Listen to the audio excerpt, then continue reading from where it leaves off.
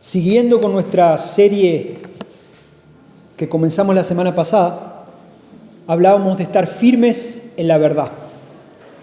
Nuestros textos bases están en Juan 14 y en Juan capítulo 8, donde Jesús dice: permanezcan en mí, van a conocer la verdad y la verdad los va a hacer libres. Y para quitar toda duda de si Jesús estaba hablando de una serie de reglas, un poquito más adelante en el capítulo 14 Jesús va a decir, no estoy hablando de reglas o de normas específicamente, sino que estoy hablando de que yo soy el camino, yo soy la verdad, yo soy la vida. Permanecer firmes en la verdad es permanecer firmes en Cristo. La semana pasada hablamos de segunda de Juan. Es la segunda epístola, la segunda carta escrita por el apóstol Juan. Ya viejito, él se presenta como un anciano, yo el anciano, a la señora escogida, dice, y todos pensamos que es una señora, y después nos vamos dando cuenta de que Juan le está hablando a la iglesia, ¿sí? A una iglesia específica, y le da algunos consejos que vimos la semana pasada. Él le invita a andar en la verdad a la iglesia, le invita a guardar la verdad, le invita a permanecer en ella, le invita a gozarse y alegrarse en la verdad. Y hoy vamos a ir a tercera de Juan. Ven que es una carta cortita, tiene un solo capítulo. Es la más breve del Nuevo Testamento, probablemente junto con segunda de Juan. Pero es extremadamente reveladora porque nos va a hablar acerca del testimonio del creyente en la iglesia local con respecto a la verdad. Nos va a hablar de cómo los cristianos, después de conocer a Cristo y permanecer en Él, ¿qué hacemos con esa verdad? ¿Cómo vivimos con ella y cuáles son los resultados que eso va produciendo en la comunidad local? Pero vamos a leer la carta y vamos a leerla entera, es cortita. Tercera de Juan dice así: el anciano, al amado Gayo, a quien yo amo en verdad. Amado, ruego que seas prosperado en todo, así como prospera tu alma, y que tengas buena salud, pues me alegré mucho cuando algunos hermanos vinieron y dieron testimonio de tu fidelidad a la verdad. Esto es, de cómo andas en la verdad. No tengo mayor gozo que este, oír que mis hijos andan en la verdad. Amado, estás obrando fielmente en lo que haces por los hermanos y sobre todo cuando se trata de extraños, porque ellos dan testimonio de tu amor ante la iglesia. Harás bien en ayudarlos a proseguir su viaje de una manera digna de Dios, pues ellos salieron por amor al nombre, no aceptando nada de los gentiles. Por tanto, nosotros debemos acoger a tales hombres para que seamos colaboradores en pro de la verdad. Escribí algo a la iglesia, pero Diótrefes, a quien le gusta ser el primero entre ellos, no acepta lo que decimos. Por esta razón, si voy, llamaré la atención a las obras que hace, acusándonos injustamente con palabras maliciosas. No satisfecho con esto, él mismo no recibe a los hermanos, se los prohíbe a los que quieren hacerlo y los expulsa de la iglesia. Amado, no imites lo malo, sino lo bueno. El que hace lo bueno es de Dios. El que hace lo malo no ha visto a Dios. Demetrio tiene buen testimonio de parte de todos y de parte de la verdad misma. También nosotros damos testimonio y tú sabes que nuestro testimonio es verdadero. Tenía muchas cosas que escribirte, pero no quiero escribírtelas con pluma y tinta, pues espero verte en breve y hablaremos cara a cara. La paz sea contigo. Los amigos te saludan. Saluda a los amigos, a cada uno por nombre. El apóstol Juan, al finalcito de su vida, él está ya anciano, le falta por escribir, él va a escribir Apocalipsis después, estando preso, pero él escribe esta carta que es, como les decía, es extremadamente reveladora, aunque muy breve, porque nos va a hablar acerca del testimonio del creyente, cómo el creyente vive cuando tiene la verdad, qué hace, qué dice. Y él comienza presentándose como el anciano. Como les decía el domingo pasado, es un título de respeto, era un título de respeto en la época. También a los pastores de las iglesias se les llamaba los ancianos de la iglesia. Sigue siendo así en algunas iglesias hasta el día de hoy. Yo soy el anciano de esta iglesia, aunque no soy el más viejo. Es un título dentro de la iglesia, ha sido así históricamente, pero también es una referencia a la edad, obviamente. Juan es el único de los apóstoles del Señor Jesús que llegó a ser anciano. Todo el resto de los apóstoles, el que ustedes se imaginen, Santiago, Pedro, Andrés, el propio Pablo que tuvo un encuentro personal con Jesús después, ninguno de ellos llegó a la tercera edad. diríamosle así. Todos ellos murieron martirizados. Juan fue el único que llegó hasta allá, entonces era una referencia. Imagínense que nosotros somos la segunda generación de cristianos, cerca del año 90, después de Cristo, por ahí. El único que conocemos que vio a Jesús, caminó con Jesús, tocó a Jesús, abrazó a Jesús, le dio un beso a Jesús, es este señor, Juan. Entonces era alguien muy respetado, no solo por quién era, sino por lo que él había visto y oído. Primera de Juan, que está unas páginas antes, comienza diciendo, el apóstol diciendo, yo les voy a contar lo que yo vi, lo que yo escuché y lo que mis manos palparon acerca del verbo de vida que es Jesús. Entonces era, y sigue siendo obviamente, pero imagínense en aquella época, alguien muy respetado. Primera de Juan, él la escribe a la iglesia, segunda de Juan la escribe a la iglesia, pero se dieron cuenta que este anciano, Juan, dice al amado Gallo. Y este Gallo era una persona, un nombre muy común en la época, es un nombre griego bastante común. Nosotros no le pondríamos Gallo a nuestros hijos, obviamente, ¿no? Pero era un nombre común, aparece varias veces en la Biblia el nombre Gallo, y Juan le está escribiendo a una persona que nos damos cuenta que está en una iglesia, es parte de una iglesia y le está aconsejando. Es una típica carta cortita, tiene una introducción, tiene un cuerpo, tiene una finalización, pero en esta carta vemos el ejemplo claro de lo que significa vivir el sermón. Escuchar un sermón, escuchar la palabra de Dios, escuchar la verdad del Evangelio, todos la escuchamos, podemos escucharla, tenemos acceso a eso. Ahora, vivir eso después, durante la semana, vivir eso cuando salimos de la iglesia, vivir y estar firmes en el Evangelio y firmes en la verdad que es Jesucristo, esa es otra historia. Y este es un ejemplo claro de lo que significa vivir el sermón. Cuando nosotros vivimos la verdad que es Cristo, damos buen testimonio de ella, obviamente. Cuando no lo hacemos, no nos damos cuenta de que podemos ser un obstáculo para el Evangelio. Si vos sos de aquellos que viene acá, escucha el sermón, lee su Biblia, sale para su casa y vive el Evangelio, vos estás haciendo un camino que el Señor está usando para que otros conozcan a Cristo. Pero si vos sos de aquellos que viene, se sienta acá, escucha con alegría, con atención, pero después va y se olvida de lo que el Evangelio es, se olvida de permanecer en Cristo, que es la verdad, no nos damos cuenta de que podemos estar siendo un obstáculo para el Evangelio. Eso es lo que va a hablar Juan acá. Y yo creo que ninguno de nosotros quiere ser un obstáculo para el Evangelio, ni un obstáculo para que otras personas conozcan a Cristo. Pero nos vamos a dar cuenta de que podemos llegar a ser un obstáculo si no vivimos la verdad del Evangelio. Y lo voy a ir desarrollando dentro del sermón, ¿ok? Lo más importante no es conocer la verdad solamente, sino que hay que vivirla. El Señor Jesús dijo, yo soy el camino, la verdad y la vida. Él le decía a esos judíos que habían creído en Él, si ustedes permanecen en mí, conocerán la verdad y la verdad los hará libres. No es conocer solamente a Jesús. ¿Cuántas personas conocieron a Jesús y caminaron al lado de Él? Pero algunas semanas después estaban gritando, suelta a Barrabás y crucifícale. ¿Cuántos? Montones. ¿Cuántas personas tiraron sus mantos y colocaban ramas de palmera el domingo que Jesús entró a Jerusalén, que conocemos como el Domingo de Ramos, y menos de una semana después, al viernes siguiente, al jueves siguiente, estaban delante del palacio de Pilato diciendo crucifícale? Entonces muchos conocieron a Jesús, muchos conocen a Jesús. Si salimos a la calle y hacemos una encuesta, muchos dicen conocer a Jesús, pero ¿cuántos viven la verdad de quién es Jesús?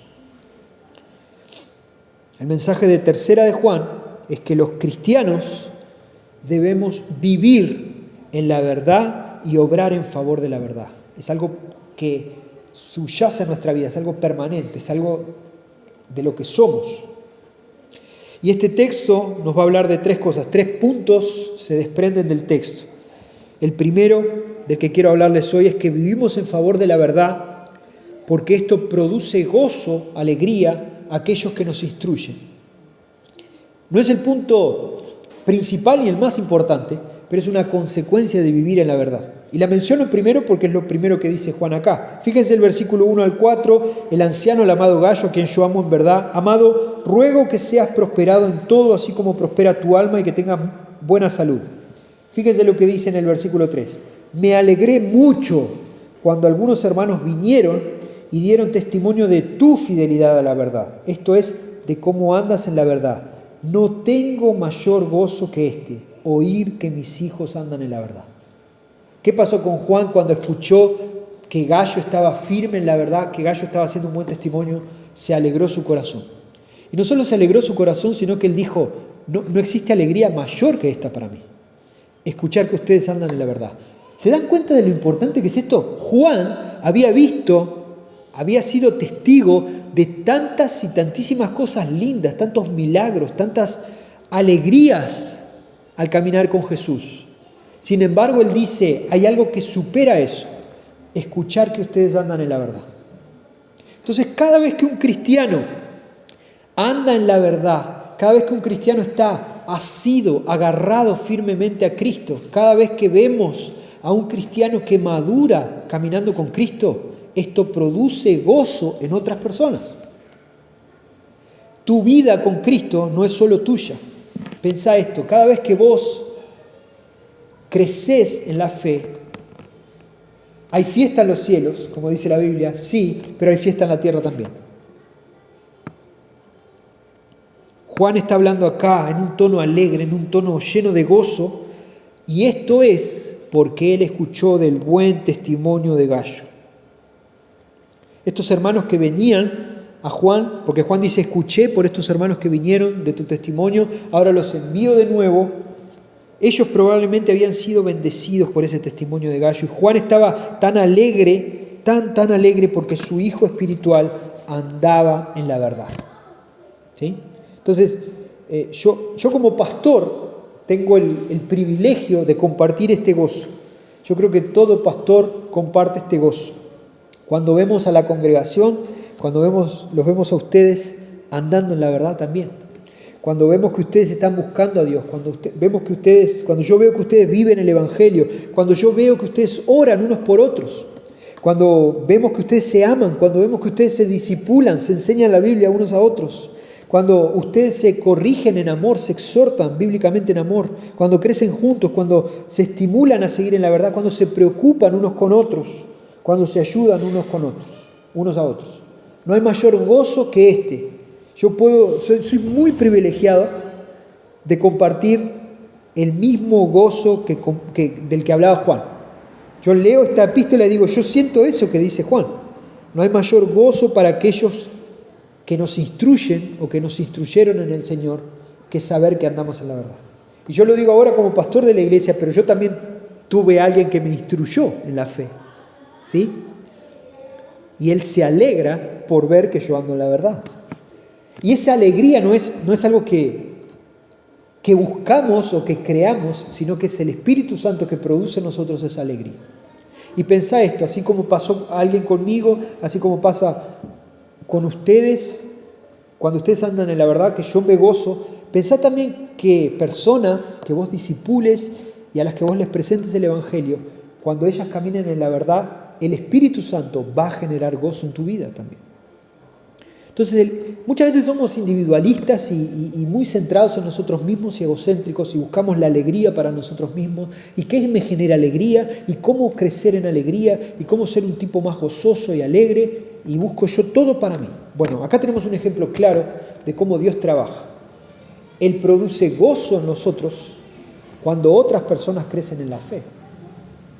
¿Vieron que parece raro, parece extraño? Pero Juan está diciendo este gozo en mí es producto de saber, de escuchar y de recordar y de conocer que vos andás en la verdad. Qué lindo eso. Nosotros andamos en la verdad por muchas razones, pero una de ellas es también porque esto produce gozo a aquellos que nos instruyen. Pensá en las personas que te enseñaron el Evangelio, que te compartieron el Evangelio, en amigos, en familiares, personas que tal vez ni siquiera estén hoy acá con nosotros, ya estén en la presencia del Señor. Pensá en la alegría y el gozo que ellos tendrían o tienen de saber que vos estás hoy acá, a pesar de la lluvia. Que vos vuelvas a casa y decir, ¿sabes qué? Hoy fui a la iglesia, escuché el mensaje, quiero estar más cerca de Cristo. Eso produce gozo en la vida de aquellos que nos instruyeron. Y obviamente yo menciono esto como pastor, porque soy pastor y Juan también era pastor, pero esto no es exclusivo de los pastores. Vos también podés sentir este gozo. ¿Bien? Es como enseñarle a alguien a andar en bicicleta. Yo le enseñé a mi hija a andar en bicicleta y por el resto de su vida, cada vez que ella agarra una bicicleta, yo voy a sonreír, porque me voy a acordar del día que yo le enseñé a andar en bicicleta. ¿Sí? Esto podemos hacer nosotros también, enseñarle a otras personas quién es Cristo, qué es el Evangelio. Y cuando estas personas se afirmen en Jesús, sin buscarlo, el Señor va a producir gozo en nuestro corazón. Juan sabía que andar en la verdad significaba que estaban cultivando una relación con el Padre. Fíjense, les voy a leer aquí un texto de Hebreos 13, capítulo 17, dice así: obedezcan a sus pastores, sujétense a ellos porque ellos velan por sus almas, como quienes han de dar cuenta. Permítanle que lo hagan con alegría y no quejándose, porque eso no sería provechoso para ustedes. Ahí habla de obedecer a los pastores, no es el caso, no quiero entrar en eso ahora, no es el objetivo de hablar de eso esta mañana, pero quiero centrarme en la segunda parte. ¿Por qué el autor de Hebreos le pedía a la iglesia, hey, obedezcan a sus pastores? ¿Por qué se lo pedía? Para que ellos puedan servir al Señor cuidándoles con alegría, para que no sea una carga lo que están haciendo. Hay un mandato bíblico para eso. Nosotros debemos rendir cuentas delante de Dios por sus vidas. Las ovejas son ovejas del Señor y el Señor nos permite a los pastores pastorearlas. ¿Sí? Pero ustedes y yo somos ovejas del pastor con mayúscula, que es el Señor.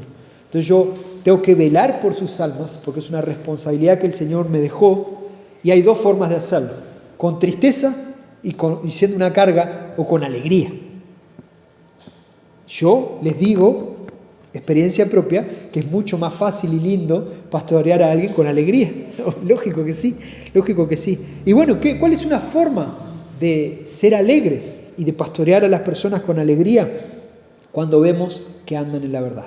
Pastoreamos con alegría cuando vemos a nuestros hijos andar en la verdad. Y la iglesia de Cristo no se edifica solo por los pastores. Estoy usando el ejemplo de pastor, insisto, porque soy pastor y porque Juan era pastor, pero la iglesia de Cristo se edifica por cada miembro que cumple su rol y sirve al cuerpo de Cristo, a la iglesia, en amor.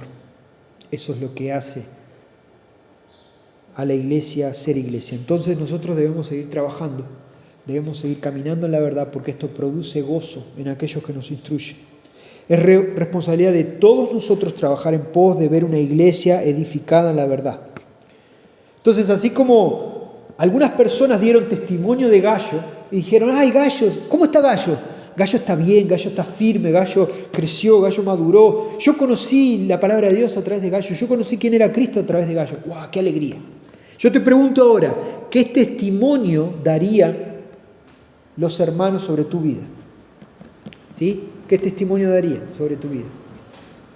Si algunos hermanos salen de acá, van a otro lugar y preguntan, ¿y Sonia, y Oscar, y cómo está? ¿Qué dirían sobre ti? ¿Vives en la verdad? ¿Vivís en la verdad? Si vivís en la verdad, continúa firme en la verdad. Es un ejercicio de todos los días ser discípulo del Señor Jesús. Y si no estás viviendo todavía en la verdad, buscá dónde te desviaste, buscá dónde saliste. Pensá bien qué es lo que estás buscando, porque el único camino para llegar a Dios es Jesús. Volvé al Señor urgentemente. Entonces, los cristianos vivimos en favor de la verdad porque esto produce gozo a aquellos que nos instruyen, pero también vivimos en favor de la verdad porque esto trae un avance al reino de Dios, obviamente. Versículos 5 al 8. Dice, amado, estás obrando fielmente en lo que haces por los hermanos, y sobre todo cuando se trata de extraños, porque ellos dan testimonio de tu amor. Harás bien en ayudarlos a proseguir su viaje de una manera digna de Dios, pues ellos salieron por amor al nombre, no aceptando nada de los gentiles. Por tanto, nosotros debemos acoger a tales hombres para que seamos colaboradores en pro de la verdad. Si no estuviste el domingo pasado, te invito a que vayas al canal de YouTube de la iglesia, que está el mensaje grabado del domingo pasado, cuando hablamos de segunda de Juan, porque se complementa muy bien con tercera de Juan. En segunda de Juan, el apóstol dice, no recibas de ninguna manera en tu casa, no recibas de ninguna manera en tu casa a estas personas que se disfrazan, a estas personas que dicen andar en la verdad, pero en realidad son falsos maestros, no los recibas. Y yo les advertí el domingo pasado diciendo, no crean que Juan era un tipo amargado, que no recibía a nadie en su casa. No, Juan está advirtiendo a la iglesia que tenga cuidado.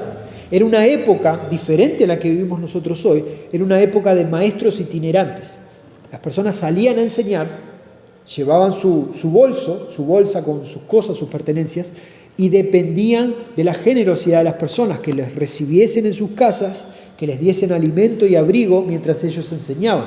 Esto pasaba de manera general, pero particularmente con los maestros que enseñaban acerca de la fe. Y en esos maestros, en esos grupos de maestros, había personas que en realidad estaban disfrazadas ahí adentro. Y había personas que lo que querían era fama, que querían tal vez dinero, recursos. Y Juan les dice, hey, si vos vivís en la verdad, vas a saber identificar quién es el verdadero y quién es el falso. Al falso, no lo dejes entrar en tu casa. Eso le decía Juan a la iglesia en segunda de Juan. Y nos quedamos con esa idea, bueno, hay que tener cuidado con esto. Pero en tercera de Juan, para mostrarnos, el Señor en su infinita sabiduría permitió e inspiró a Juan que escribiese el otro lado de la historia. Porque Juan acá va a decir, hermanos, abran las puertas de su casa para aquellos que vienen hablando sobre el Señor Jesús. Él ahora no va a hablar de los falsos maestros, sino que va a hablar de personas que salieron por amor al nombre de Cristo y no aceptan nada de los gentiles. Nosotros debemos acoger a tales hombres, dice, para que seamos colaboradores en pro de la verdad. Fíjense cómo coloca Juan a estas personas como colaboradores en pro de la verdad. Cada uno tenía su función. El maestro itinerante era el que iba a hablar, pero había otro que lo recibía, que lo alimentaba, que lo cuidaba, que lo cobijaba. ¿Sí? Era un tiempo diferente al nuestro. No había aire acondicionado, no había calefacción, no había tal vez las formas que tenemos de calentar nuestro cuerpo. Entonces imagínense estas personas yendo de un lugar a otro en invierno, hablando sobre Jesús. Y Juan dice, ellos están haciendo una parte del trabajo y nosotros podemos hacer otra. Con este ejemplo, yo lo expando y lo que digo es, cuando nosotros vivimos en favor de la verdad, traemos avance al reino, somos parte del avance del reino también. En este caso específico, Juan está hablando de la hospitalidad. Pero hay tantas y tantas formas de ser fieles y obedientes en este mundo tan hostil. Porque cuando estas personas recibían a estos maestros, ellos predicaban el Evangelio, otros conocían a Jesús, el Señor se llevaba la gloria. El Señor se llevaba la gloria porque estas personas tenían un corazón nuevo.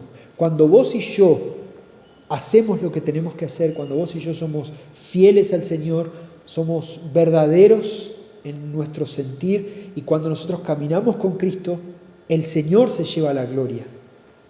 Porque se muestra a nosotros que su sacrificio fue efectivo, cambió nuestro corazón.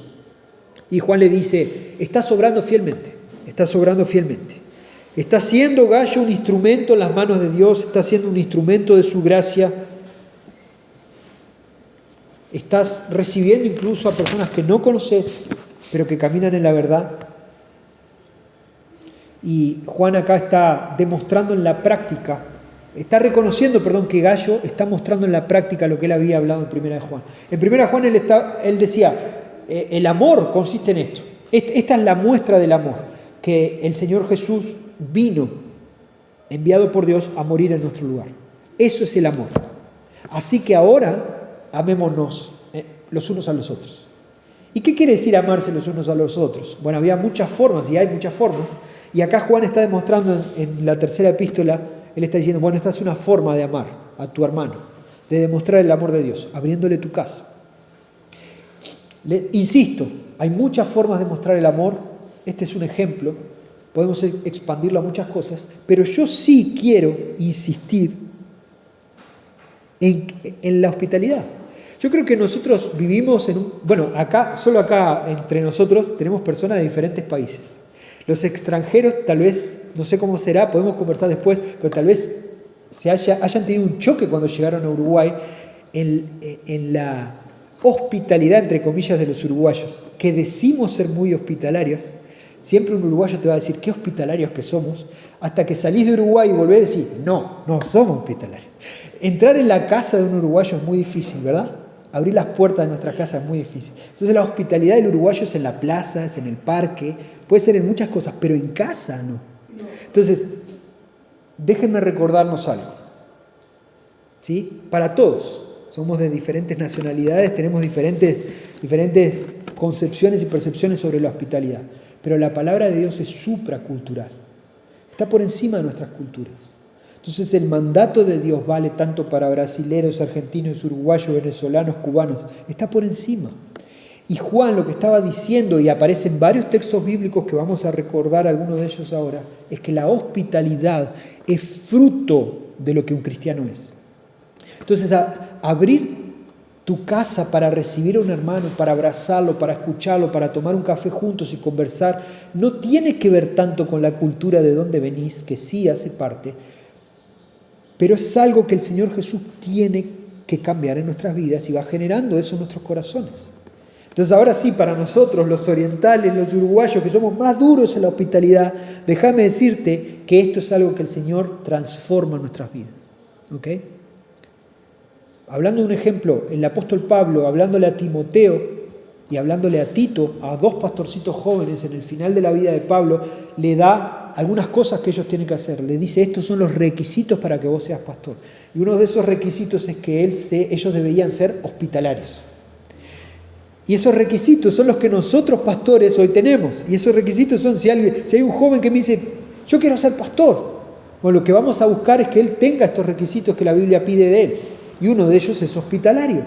Y Pablo nos dice, todos los pastores deben ser hospitalarios, menos los uruguayos. No dice eso, ¿ok?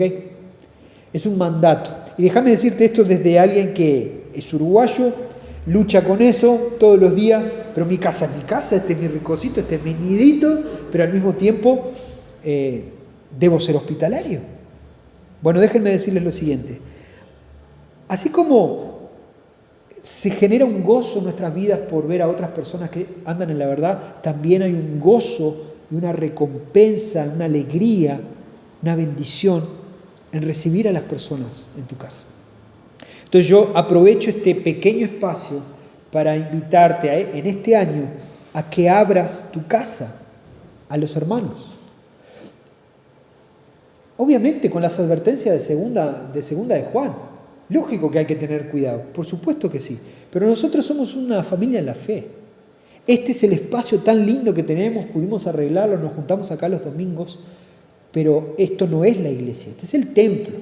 La iglesia somos nosotros, ¿ok? La iglesia somos nosotros.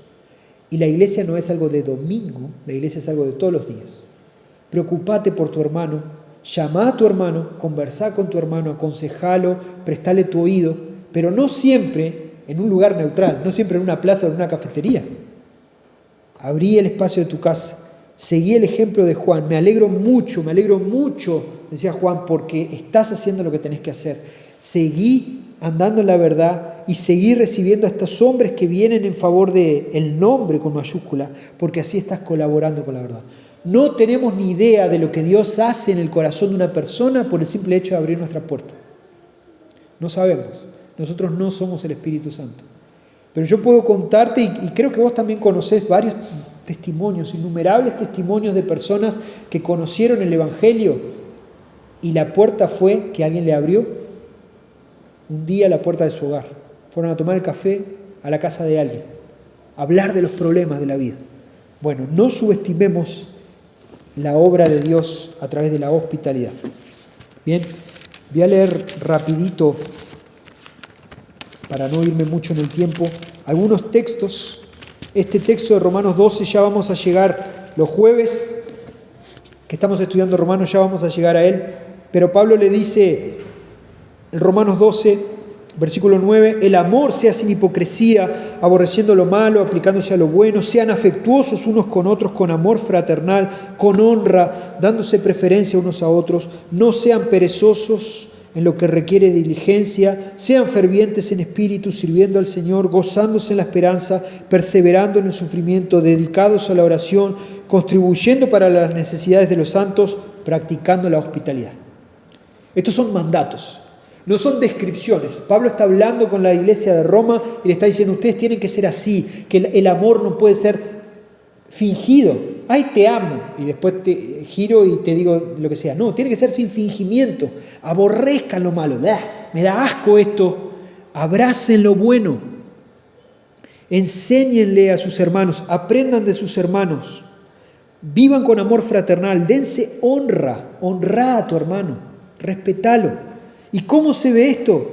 Dice Pablo, bueno, hay cosas más prácticas todavía. En lo que requiere diligencia, o sea, hay cosas para hacer. Sean fervientes, háganlo. Si tu hermano le falta ahora un pedazo de pan para comer, si tu hermano le falta hoy un vaso de agua, no esperes al mes que viene. Ayúdalo ahora. Y entre esas formas de ayudar, Pablo habla de varias. Contribuyendo para los santos, dice, dedicados a la oración, orá por tus hermanos, practicando la hospitalidad. Qué interesante que Pablo coloca la hospitalidad también. Porque muchas de estas cosas, muchas de las formas de demostrar el amor, son inviables si no hay hospitalidad. Entonces debemos ser hospitalarios. Debemos ser hospitalarios. Una consecuencia de andar en la verdad es que somos hospitalarios. Primera de Pedro 4, versículo 8 y 9 dice así: sobre todo, sean fervientes en su amor los unos por los otros, pues el amor cubre multitud de pecados. Sean hospitalarios los unos para con los otros, sin murmuraciones. Igual que Pablo dice, el amor tiene que ser ferviente, no puede ser fingido. Y eso se demuestra de varias formas y una de ellas es la hospitalidad. Pedro, otro apóstol, en otro tiempo, hablándole a otras personas, dice, por favor, que sean fervientes en amor. Dice exactamente lo mismo. El amor cubre multitud de pecados. Una forma práctica, sean hospitalarios los unos para con los otros. Y agrega algo, sin murmuraciones. El ser hospitalario no es, te abro la puerta, Sonia, vení a casa esta semana, por favor, cortás y decís, porque el pastor mandó. No, no es porque yo dije esto. Pedro dice, sin murmuraciones, hacelo porque Dios transformó tu vida. ¿Ok? Y el autor de Hebreos, que leíamos hace un rato en el capítulo 13, versículo 1, dice, permanezca el amor fraternal entre ustedes. Otra vez, comienza hablando de ¿qué? De amor. ¿Y qué dice en el versículo 2? No se olviden de mostrar hospitalidad, porque por ella algunos, sin saberlo, hospedaron ángeles. Ahora sí te gustó, ¿no? Ahora habló de ángeles. El autor de Hebreos es una epístola anónima, no sabemos quién la escribió. Tenemos a Pablo, tenemos a Pedro y tenemos a un autor anónimo que nos hablan de lo mismo en diferentes tiempos y para diferentes personas. Nos dicen, el amor se demuestra y una de las formas más notables, prácticas, visibles, es ser hospitalario con los demás. Y él agrega algo más. Sin saberlo, algunos hospedaron ángeles, dice. Entonces, cuando vos y yo hospedamos, somos hospitalarios, no hablo solo de tener a alguien un mes en tu casa, no, eso pasaba en esta época. Hoy los tiempos cambiaron. Hablo de ese corazón abierto a escuchar a tu hermano, de recibirlo en tu casa. Es una muestra, una gran muestra de amor fraternal. Mostramos con nuestros hogares que Cristo es el centro de ellos. Si yo digo Cristo es el centro de mi hogar y a mi hogar no entra nadie, ¿cómo la gente va a conocer a Cristo? ¿Cómo voy a mostrar a Cristo? Cristo es el centro de mi hogar. Vení y miralo por vos mismo.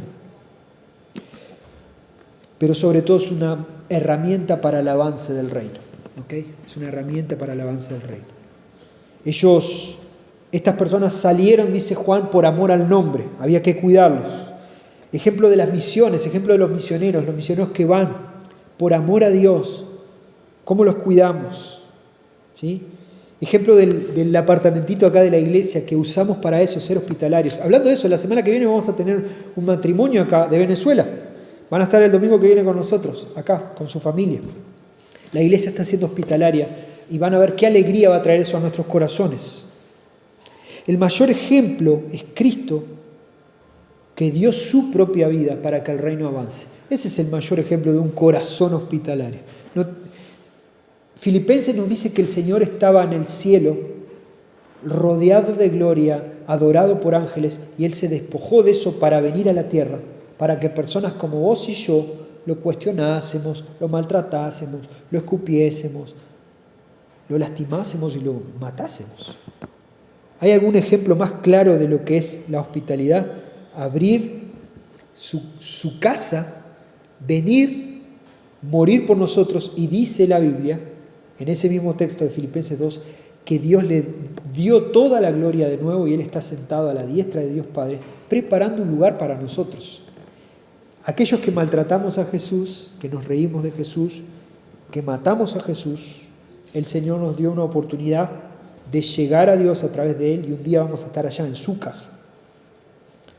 Vivimos en favor de la verdad porque esto trae avance al reino, pero quiero terminar con esto. Vivimos en favor de la verdad porque los que son de Dios viven de esa manera. Juan habló mucho de la luz y de las tinieblas en sus 3 cartas. Y acá él lo que va a hacer, va a hablar de la luz y de las tinieblas con nombre y apellido. Bueno, no está el apellido, pero va a hablar con nombre.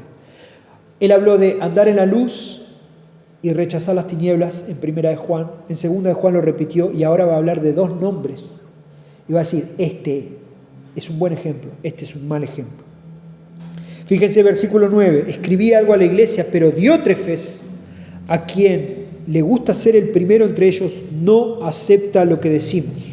Por esta razón, si voy, llamaré la atención de las obras que hace, acusándonos injustamente con palabras maliciosas.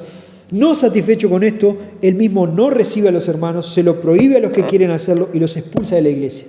Había una persona que se llamaba Diótrefes dentro de la iglesia que decía, esto es lo importante, él decía andar en la verdad. Él probablemente hablaba con sus palabras de la verdad, él era una especie de líder en la iglesia, pero él no vivía en la verdad. Era un mal ejemplo dentro de la iglesia. ¿Y cómo se veía eso? Primero, orgulloso, le gustaba ser el primero, mostraba un perfil orgulloso, quería ser el primero, no aceptaba lo que Juan decía, no respetaba a Juan, pero también era hasta difamador. Dice que nos acusaba injustamente con palabras maliciosas. Era engreído, no aceptaba la autoridad de Juan. Y vieron el elemento que Juan resalta de todas esas cosas malas. Él dice, no recibe a nadie en su casa, el tipo no era hospitalario, pero no solo no recibía, sino que le prohibía a la iglesia, y no solo le prohibía a la iglesia, sino que expulsaba a aquellos que abrían sus puertas para recibir a otros hermanos. Todo lo contrario a los textos que hemos leído ahora. Bueno, había alguien así en la iglesia, y era un líder. ¿Obraba en favor del reino? No, por supuesto que no. Juan había aprendido en carne propia que Jesús es lo primero. ¿Se acuerdan de aquel texto que aparece en Marcos 10? Está Juan y su hermano, y viene un familiar de Juan y le dice a Jesús, viene Juan y le dice a Jesús, cuando estemos en el cielo, poneme a mí a la derecha y a mi hermano a la izquierda. Ese Juan, tan orgulloso que quería ser el primer lugar, es este Juan. Lo que pasa que allá era jovencito, inexperiente, y estaba aprendiendo a caminar con Jesús. Y les dejo la tarea para que vayan a casa y vean la respuesta de Jesús a lo que les dijo. Pero él había aprendido ya en carne propia que Jesús era el centro, que él no era el primer lugar, que no importaba estar a la derecha o a la izquierda de Jesús. Lo importante era estar con Jesús. Entonces, no siempre todos los que están en las iglesias están andando en la verdad. Por eso es que esta advertencia es tan importante. No todos pasan por las pruebas de fe, amor y obediencia a Cristo que demuestran que andamos en la verdad. ¿Conoces a Cristo? Felicitaciones. Gracias a Dios que conoces a Cristo. ¿Andás con Cristo? ¿Obedeces a Cristo? ¿Amás a Cristo? ¿Crees en Él? Cuidado cuando veas personas que hablan de la verdad, pero su testimonio no acompaña eso. Mucho cuidado. Los que buscan una posición para mandar y no para servir. Los que buscan con orgullo obstaculizar el reino manteniendo una posición. Cuidado. Cuidado con aquellos que atentan contra la unidad de la iglesia. Cuidado. Cuidado con los chismosos, cuidado con los calumniadores, cuidado con eso. Cuando pecamos de esta manera como Diótrefes, obstaculizamos el reino y somos un muy mal ejemplo. Y más allá de ser mal ejemplo de los hermanos, yo lo que estoy pensando por atrás, lo peor de todo es obstaculizar el reino de Dios. ¿Se imagina Dios queriendo hacer algo y que el obstáculo sea yo? No, sería terrible.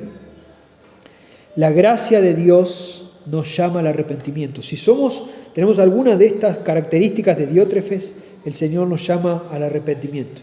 Juan le dice a Gallo, Gallo, estoy contento por ver que andás en la verdad, pero le advierte, no seas como Diótrefes, no seas como este tipo. Marshall, un teólogo al que respeto bastante, dice así: la falta de carácter cristiano debe considerarse como una señal de la ausencia de una experiencia verdadera con Cristo. Lo que él está diciendo, si vos encontrás dentro de la iglesia personas como Diótrefes, es que lo que ellos están viviendo es una muestra de que todavía no tuvieron un encuentro personal con Jesús. No son cristianos, se llaman cristianos, pero no lo son. Esta actitud pone en tela de juicio su teología, su forma de entender quién es Dios. Debemos detectar a estos Diótrefes en nuestros tiempos, llamarles la atención para que se arrepientan, porque hay arrepentimiento, hay vida nueva en Cristo. Yo soy muy agradecido con esta iglesia porque en todos mis años como pastor, este año cumplo 15 años como pastor de esta iglesia, no tengo recuerdos de ver algún Diótrefes en esta iglesia. Pero sí es verdad que la alerta y el cuidado siempre tenemos que tenerlo. ¿Okay? Y en estos tiempos de redes sociales, de YouTube, de no sé qué, de no sé cuánto, cuídate también de no estar ahí teniendo un tiempo con Diótrefes. ¿Sí? Pero no termina ahí, hay un buen ejemplo. Versículo 12. Demetrio tiene buen testimonio de parte de todos y de parte de la verdad misma. También nosotros damos testimonio y tú sabes que nuestro testimonio es verdadero. Hay otro tipo. Tienen nombres parecidos, ¿se dieron cuenta? Diótrefes y Demetrio.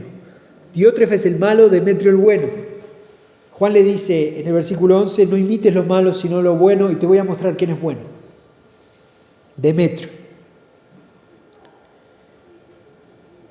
Podíamos orar esta mañana de una manera un poco rara y decirle al Señor, Señor, danos en esta iglesia, danos Gallos y danos Demetrios y líbranos de los Diótrefes.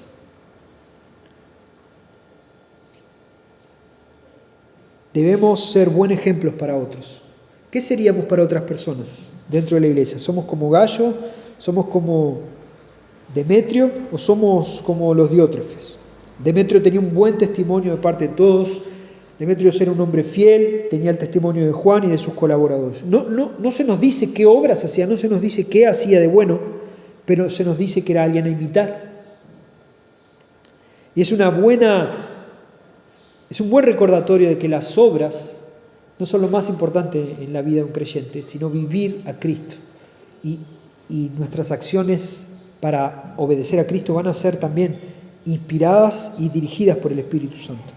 Debemos vivir en la verdad para ser como tantas personas. Hay varios ejemplos acá, pero por una cuestión de tiempo no voy a mencionar, pero se nos menciona un montón de personas en la Biblia que son buenos ejemplos. Pero el ejemplo perfecto es Jesús. ¿Sí? El ejemplo perfecto es Jesús, es a Él a quien debes apuntar. Entonces, concluyendo, ¿cuál es tu motivación para vivir en la verdad? Eso es lo que yo te pregunto. ¿Cuál es tu motivación? Nosotros íbamos rumbo a la muerte eterna, ciegos a esa realidad. Interesantísimo. La Biblia dice que íbamos a muerte eterna. Las personas van a muerte eterna y necesitan a Jesús, que es el que les va a dar vida eterna. Pero no solo van a muerte eterna, sino que son ciegos a esa realidad. Dios es la verdad y se hizo hombre esa verdad. Jesús es la verdad. Solo a través de Jesús podemos ver nuestra verdadera condición, apegarnos a Él y disfrutar de una vida eterna con Él. El Señor Jesús se humilló, fue tratado como mentiroso y justo, siendo justo y verdadero. ¿Vivís a Cristo ahora?